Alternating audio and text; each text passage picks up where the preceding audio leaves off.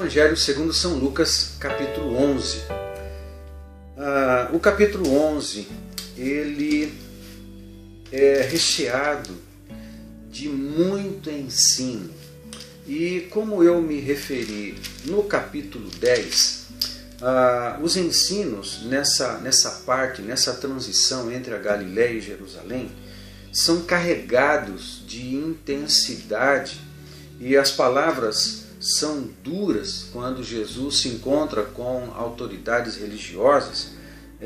As palavras são sempre bastante duras e a gente encontra isso no registro desses capítulos. Tão duras que no final do capítulo 11 existe o pequeno registro da intenção dos escribas e fariseus de matar Jesus, e eles vão começar a pensar em maneiras de matar Jesus, porque Jesus confrontava o coração deles, o pecado deles, dentro da sua religiosidade ou de uma falsa espiritualidade que não contribuía com os propósitos do reino de Deus. Vamos lá, o conteúdo do capítulo 11. A gente encontra no começo a oração dominical. Dentro do capítulo 11 a gente encontra vários discursos que Mateus coloca dentro do Sermão da Montanha, ok? Então a oração dominical é um desses exemplos. Depois tem a parábola do amigo importuno, ok?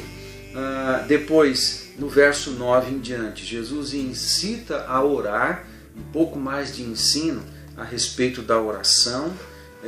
Depois ele fala sobre a cura de um endemoniado mudo e fariseus, que acusam Jesus de várias coisas, a partir do verso 14. Do verso 24, ele fala sobre a estratégia de Satanás, vale a pena ler cuidadosamente. E a partir do verso 27, a exclamação de uma mulher. Uma mulher cruza com Jesus, começa a exaltar a pessoa de Jesus Cristo, e ele responde de uma maneira muito curiosa no verso 28. Depois do 29 em diante, ele fala do sinal de Jonas. Em Mateus a gente encontra isso no capítulo 12 e no capítulo 16, duas referências de Jonas. A gente encontra aqui no capítulo 11 de Lucas. Depois, a parábola da candeia, do verso 33 em diante. Do 37 para frente, a gente encontra um diálogo de Jesus com fariseus e Jesus censurando os fariseus. E a partir do 45 até o 52, aí a palavra de Jesus para essas autoridades religiosas foi muito direta e muito dura, tanto que finaliza o capítulo com o registro da intenção dessas autoridades de matar Jesus. O que eu chamo a sua atenção aqui no capítulo 11 de Lucas?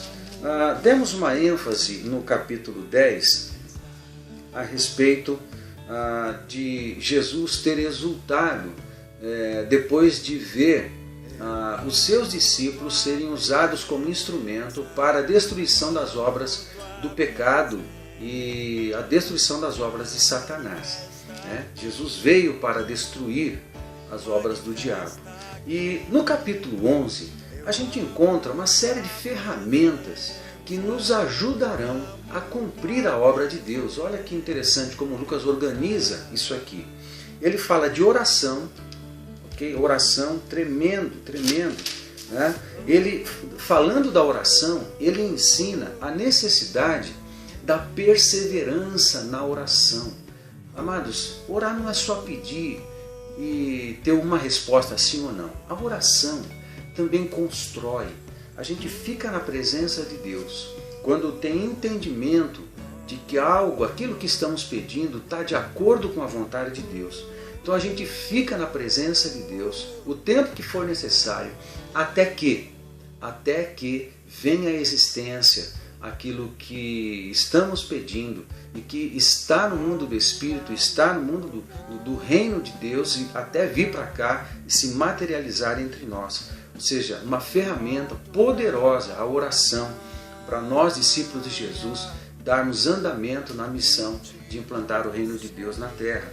E a perseverança, no verso 9, pedi e dar-se-vos-á, buscai e achareis, batei e abrir-se-vos-á. Amados, nós temos o céu a nosso favor. O céu está a teu favor. Apenas ande nos caminhos do Senhor Jesus Cristo. Aí o céu se mobilizará para estar com você e te abençoar. Tremendo isso aqui. Mas, nessa empreitada de implantar o reino de Deus, o texto do capítulo 11, do 14 em diante, nos lembra que o nosso inimigo ele vai criar resistência. E Jesus dá algumas instruções aqui, inclusive, das estratégias de Satanás. Muito interessante. Na nossa caminhada, no nosso trabalho missionário, a gente tem que cuidar de algumas coisas e nos lembrarmos que estamos em guerra. E o nosso inimigo, ele cria resistência. E a gente precisa ter sabedoria e saber como que ele age também. Jesus deixa isso claro. O inimigo não tem criatividade, ele não inova. Só quem tem criatividade e inovação é Deus, é o Espírito Santo. Somos nós, a Igreja de Jesus Cristo. Nós é que diversificamos a maneira em que a gente arromba as portas do inferno para tirar os pecadores de lá. Nós é que diversificamos. Satanás não. Ele continua igual, ele não tem criatividade e não é difícil a gente entender como é que ele funciona. Depois o sinal de Jonas, e a gente encontra essas coisas aqui, os sinais, a palavra de Deus, como isso é importante no nosso ofício missionário, né? A parábola da candeia fala da necessidade de propagação, né? E assim até o final do capítulo e tudo mais. Resistência dos fariseus, nós encontraremos resistências de pessoas, né? Então o capítulo 11 nos dá uma série de ferramentas importantíssimas no cumprimento da nossa missão. Eu destaco para você aqui o momento em que Jesus conversa com aquela mulher que o elogia, e ele responde para ela no verso 28 o seguinte: ele, porém, respondeu: antes, bem-aventurados são os que ouvem a palavra de Deus e aguardam. Tremendo! Como Jesus está dando ênfase na importância de ouvirmos a palavra de Deus e correspondermos com ela. Essa palavra guardar não é guardar da forma como alguém pega no conhecimento e engaveta em alguma área da alma e deixa lá guardado. Não, essa palavra guardar não significa isso. A palavra guardar aqui significa pegar a palavra de Deus e colocá-la no centro da nossa vida, no centro do nosso coração, da onde procedem as saídas da vida, de maneira que essa palavra interfira nas nossas decisões, interfira na maneira como a gente vive, interfira na maneira como a gente se vê e vê todas as coisas. A palavra de Deus tem que ser guardada no lugar do moto da nossa vida, de forma a afetar tudo, interferir em tudo e ajustar tudo em nós à palavra de Deus. E isso é guardar. E eu convido você a ler o capítulo 11 de Lucas com esse cuidado, tentando prestar atenção no conjunto de ferramentas que o capítulo 11 te dá para você cumprir a sua missão e você seguir num discipulado de Cristo cheio de poder, cheio de sabedoria, cheio de autoridade, no nome do Senhor Jesus Cristo.